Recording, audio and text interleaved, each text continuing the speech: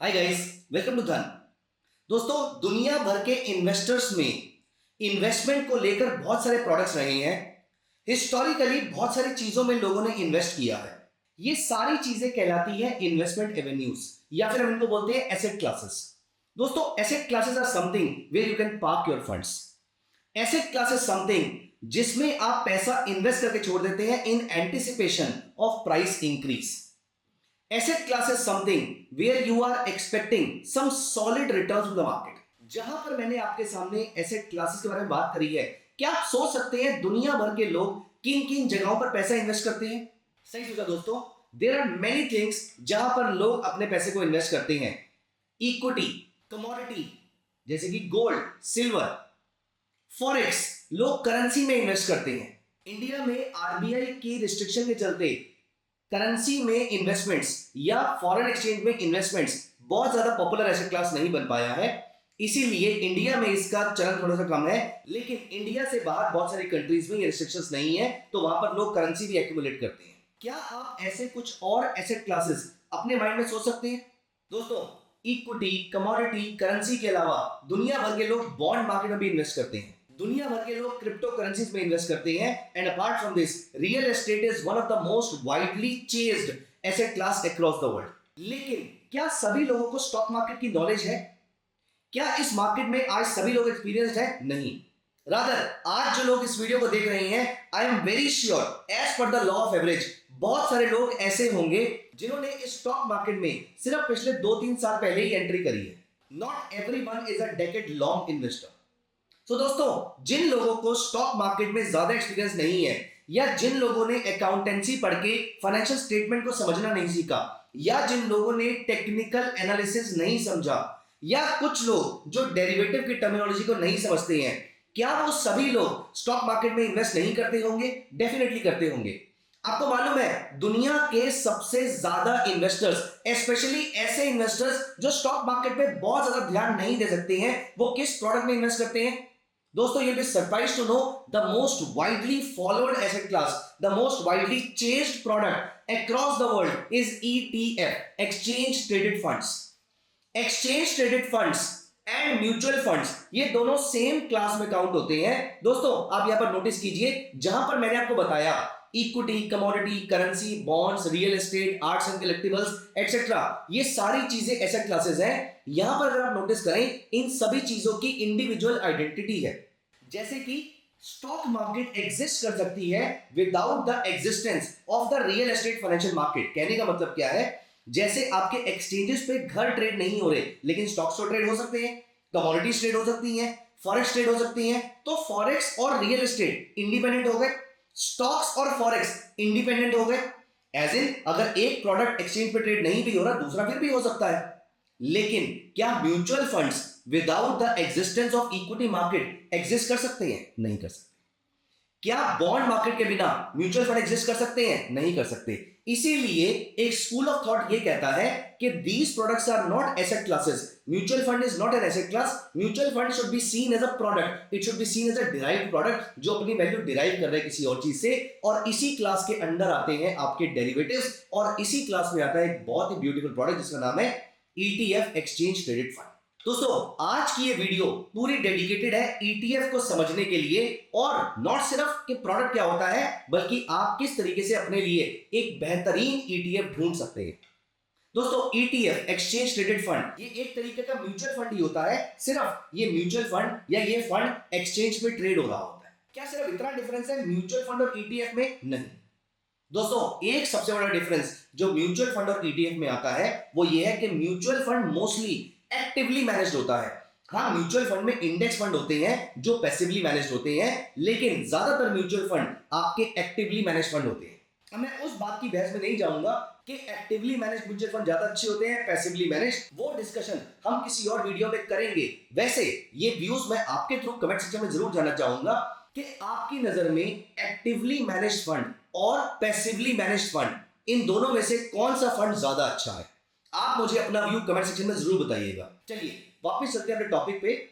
सो यहां पर अभी हम बात करें म्यूचुअल फंड की, तो mostly mutual funds actively manage होते हैं। लेकिन ETF की अगर हम बात करें, तो ETF एक पर्टिकुलर सेक्टर, एक पर्टिकुलर थीम, एक पर्टिकुलर प्रोडक्ट, एक पर्टिकुलर इंडेक्स, एक पर्टिकुलर कमोडिटी, एक पर्टिकुलर कैटेगरी ऑफ बॉन्ड, एक पर्टिकुलर टाइप ऑफ कोई भी चीज उठा लेता है और एक थ्योरी फॉलो करता है, एक प्रोसेस फॉलो करता है और पैसा उसके अंदर लगातार डालता रहता है। जैसे कि आपने नाम सुन रखा होगा निफ्टी ईटीएफ। तो निफ्टी ईटीएफ ने, हाइपोथेटिकली आप समझने की कोशिश कीजिए, जब ये ईटीएफ बना होगा तो इनको बनाने वाले ने हाइपोथेटिकली लेट अस से 10,000 करोड़ रुपीस के वो वाले सारे शेयर्स परचेज कर लिए होंगे जो निफ्टी के अंदर रहे होंगे, और मजे की बात सेम प्रपोर्शन में परचेज कर लिए होंगे। अब अगर मैं ये ईटीएफ बनाने वाला हूं तो मैंने यहां पर ये सारा फंड इकट्ठा कर लिया और मैंने लेट अस से मेरे पास ये पूरा बास्केट इकट्ठा हो गया है। अब मैंने इनकी पर्चियां बनानी स्टार्ट करी, मैंने इसकी रिसीट बनानी स्टार्ट करी और ये रिसीट मैंने लोगों को देना शुरू कर दिया। लेट अस से ये 200 रुपए की एक रिसीट है क्योंकि निफ्टी की वैल्यू चल रही थी 20,000 रुपीस। तो मैंने बोला ये 200 रुपए की रिसीट है और आप मुझे ये रिसीट ले लेकर पैसे देते रहिए और मेरे पास ये फंड रखा हुआ है। लेकिन अब ये रिसीट क्योंकि आपके पास आ गई है तो इस फंड के नोशनल ओनर आप हो जाते हैं, और क्योंकि इस फंड में सारे निफ्टी वाले स्टॉक्स हैं और सेम प्रपोर्शन में है, तो जैसे जैसे Reliance, HDFC bank, ICICI bank, Asian paints, Apollo hospital, जैसे जैसे ये निफ्टी के सारे स्टॉक्स ऊपर जाते जाएंगे उसी प्रपोर्शन में ये फंड ऊपर जाएगा और उसी प्रोपोर्शन में आपकी रिसीट की वैल्यू बढ़ जाएगी। तो ये है बेसिक स्ट्रक्चर ईटीएफ का। बेसिकली मैं आपके लिए फंड मैनेज कर रहा हूं, एएमसी आपके लिए फंड मैनेज कर रही है, लेकिन इस फंड के ओनर आप हैं, इस फंड के नोशनल ओनर आप हैं। ये है आपकी ब्रॉडर ईटीएफ की कहानी।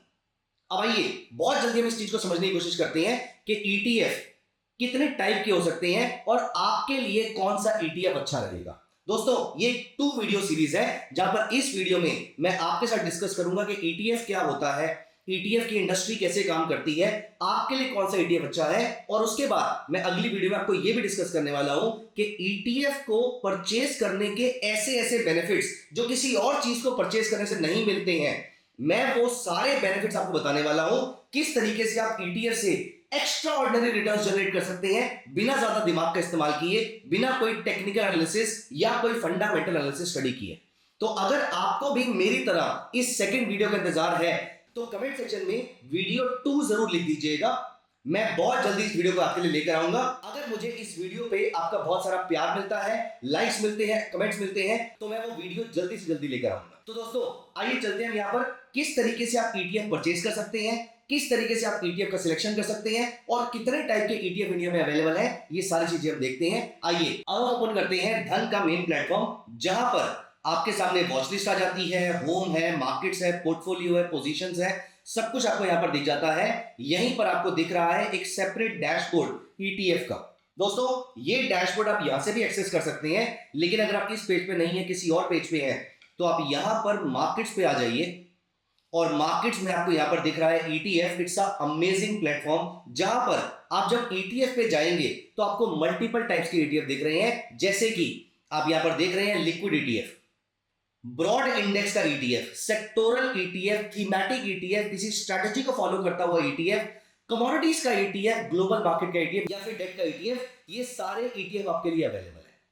दोस्तों यहां पर पहले मैं आपको एग्जांपल दूंगा कि ये ईटीएफ का मतलब क्या होता है, फिर मैं बताऊंगा कि आपके लिए कौन सा ईटीएफ अच्छा है। Although anything discussed in this video should not be seen as a trading और इन्वेस्टमेंट रिकमेंडेशन।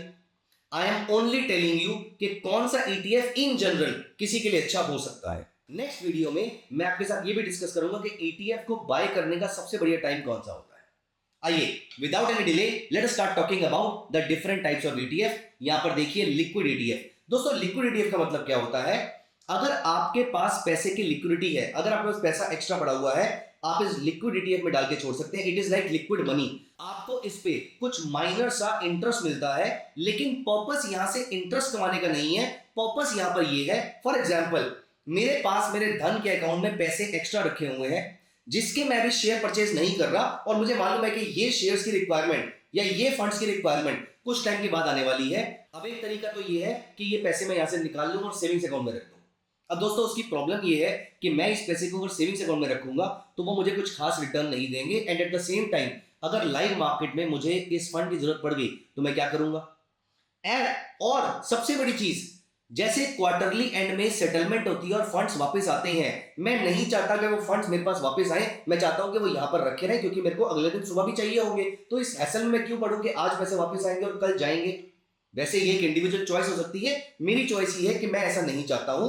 आपकी चॉइस हो सकती है आपके अकाउंट में वापस आने की, वापस लाने की हो, तो दैट्स अ पर्सनल चॉइस। लेकिन मैंने यहां पर क्या किया, एज यू कैन सी, मेरे पास कुछ फंड जो एक्स्ट्रा रखा हुआ था शेयर परचेज करने के बाद, मैंने यहां पर एक लिक्विड ईटीएफ में इन्वेस्ट कर दिया, जहां पर इस फंड की वैल्यू नहीं बढ़ती है, लेकिन ये मुझे एक्स्ट्रा यूनिट देकर मेरे लिए एक साल में रिटर्न जनरेट करता है। और आपको यहां पर दिख रहा है कि इन फंड्स ने 6.5%, 7%, 4.5% कुछ ना कुछ रिटर्न मेरे लिए जनरेट किया है। दोस्तों ये होता है लिक्विड ईटीएफ। और यहां पर सबसे इंपॉर्टेंट और सबसे वाइडली फॉलोड, सबसे वाइडली चेज्ड ईटीएफ कौन सा है, आप ये देखिए, ब्रॉड इंडेक्स का ईटीएफ। जैसे कि अगर आप ये चाहते हैं मुझे किसी चीज में इन्वेस्ट नहीं करना, मुझे किसी चीज की नॉलेज नहीं है, मुझे सिर्फ अपने पैसे को डिसेंट तरीके से पार्क करना है, आपको ज्यादा एफर्ट नहीं करना है, आपको स्टॉक सिलेक्शन नहीं करना है, आप सिंपल निफ्टी ईटीएफ में पैसा डाल के छोड़ सकते हैं।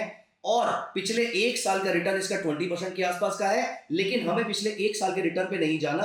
अगर हम एक बेसिक सा आइडिया लें तो आप नोटिस करेंगे कि एनएससी हर महीने अपना इंडेक्सोग्राम निकालता है, जहां पर इंडेक्स के कॉन्स्टिट्यूएंट्स क्या है, इंडेक्स ने रिटर्न कितना जनरेट किया है, वो डॉक्यूमेंट हमें last working day of the month को मिलता है। और इसके अकॉर्डिंग सिंस इंसेप्शन सिर्फ प्राइस रिटर्न, डिविडेंड्स एक्सक्लूड कर रहे हैं हम यहां से, सिर्फ प्राइस की भी अगर हम बात करें तो 11.6% के आसपास का रिटर्न आपको बिना किसी एफर्ट के निफ्टी ने दिया है। यहां पर we are not talking about any assurance, any guarantee, any future prospect, लेकिन मैं पर्सनली इस चीज को मानता हूं कि अगर इंडिया ग्रो कर रहा है तो निफ्टी ग्रो करता रहेगा, सेंसेक्स ग्रो करता रहेगा, और ऐसा होने पर निफ्टी का ईटीएफ ग्रो करता रहेगा। इसीलिए those people who are looking for some good returns in the longer run, of course it depends upon the risk appetite also, यहां पर वो लोग निफ्टी के ईटीएफ में इन्वेस्ट करके छोड़ सकते हैं। और निफ्टी का ईटीएफ लॉन्ग टर्म के अंदर जनरली अच्छा रिटर्न देता है। Again I am saying, I am not sharing any recommendation here, but Nifty ETF is actually a beautiful product if you want to follow India's economic cycle. वहीं पर अगर आपका motive index की जगह किसी सेक्टर में जाने का है, तो यहां पर आपके सामने सेक्टोरल ईटीएफ भी देखने को मिलते हैं। फॉर एग्जांपल, आपको लगता है कि बैंकिंग के बिना इंडिया ग्रो नहीं कर सकता, या आपको लगता है कि इंडिया का आईटी इंडिया की जान है, इंडिया की बैकबोन है, तो यहां पर आपको as you can see Nifty bank का ईटीएफ मिल जाएगा, यहीं पर आपको आईटी का ईटीएफ मिल जाएगा, और ऑलमोस्ट सारी एएमसीज के आपको ईटीएफ मिल जाएंगे।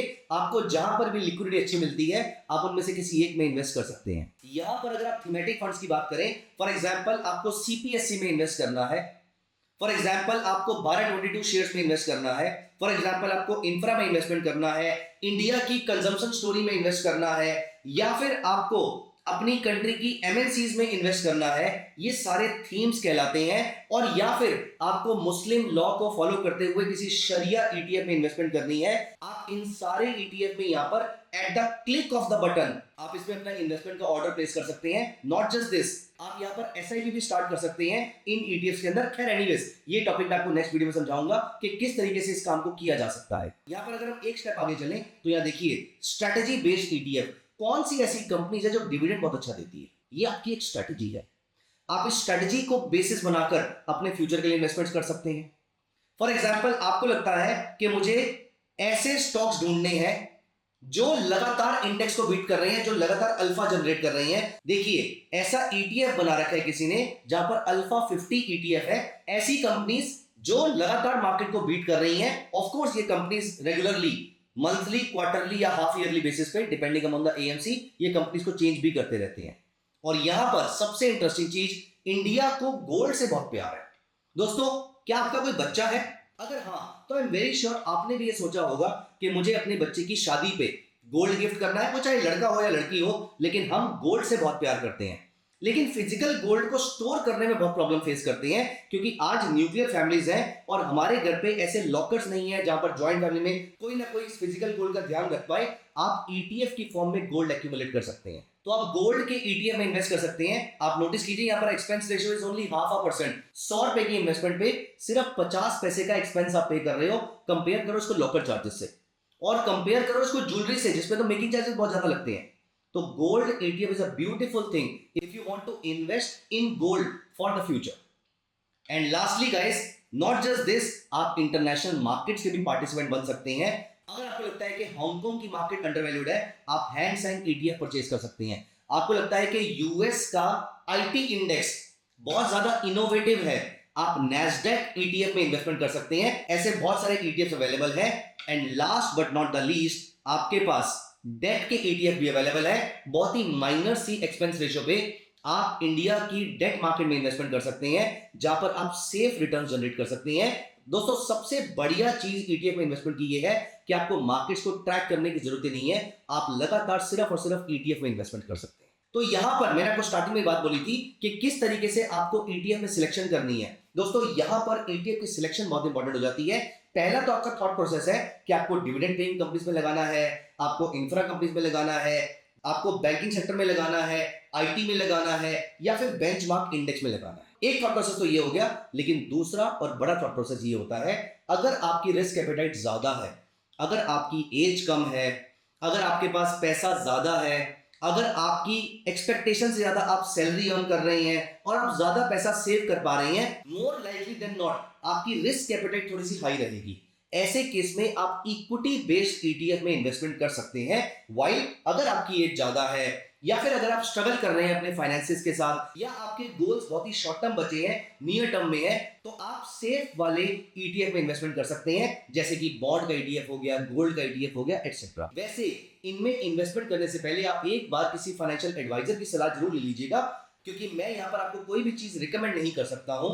It depends upon your risk appetite, लेकिन एक ब्रॉडर, एक जेनेरिक थॉट प्रोसेस मैंने आपके साथ यहाँ पर डिस्कस किया। तो दोस्तों, ये थी पूरी की पूरी कहानी ईटीएफ की बेसिक की।